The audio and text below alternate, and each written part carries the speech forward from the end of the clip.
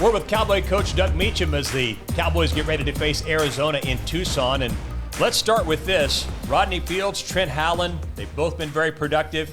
They've had good performances the last couple of weeks. The advantages of having two different types of backs. Give us a feel for all that does to help you offensively.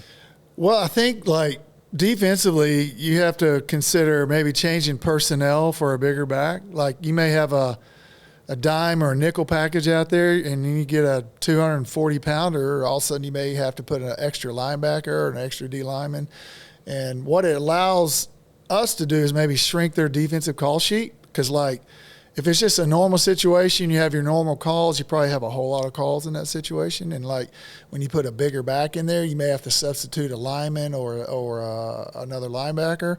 Now your call sheet shrinks because you probably don't have 50 calls in that package. So right. That's where it helps you. And once you can kind of pin down a defense and get them in 2 or 3 calls, then you can kind of go to work on them. And I would guess the way you use Sam Jackson V in the game as basically someone all over the place, does that shrink the call sheet even further because you have to worry about what that guy's up to? It could simplify them, or it could make them just say, you know what do we have to lose? Let's just blitz every down. But I think in my experience with guys like Sam, it has a tendency to kind of do one or the other, but usually it kind of would maybe make guys not want to take as many risks because you just don't know what's coming.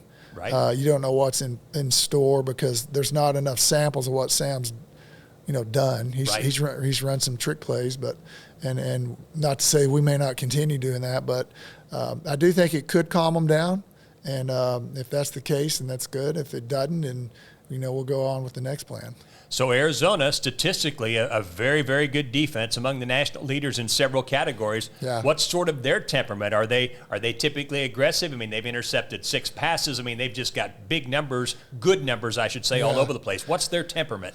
They try to confuse and stem and prowl, and they put a lot of people up front. They do a lot of sim pressures, and you're going to see a lot of blitz with twist and accompanying those things. So they're a pressure team, up on you type team, and they try to force you. They're trying to shrink your play call sheet, in essence. So you don't have, because when you're seeing a ton of blitz, a ton of movement, a ton of abstracts, you just can't sit there and just spin the bottle on your call sheet and call whatever you want to. So in a way, at times it kind of shrinks what you do. But we've worked hard this week on trying to come up with a plan where we can have some all-purpose plays and just go about our business regardless of what they do.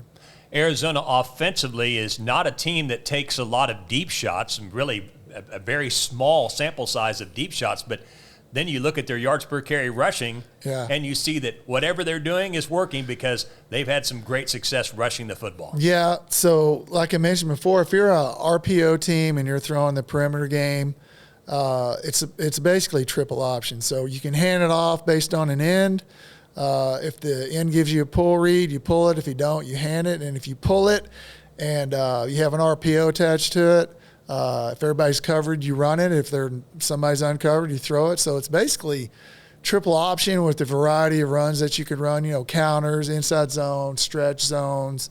You can have several different little schemes out there on the perimeter, but it's basically just triple option football, and you got to take the dive pitch and the quarterback on all of it. And it's just, it's just a fancy way to run triple option to me. It's the Cowboys in Arizona. Kickoff at 2 o'clock in Tucson, and we'll see you then.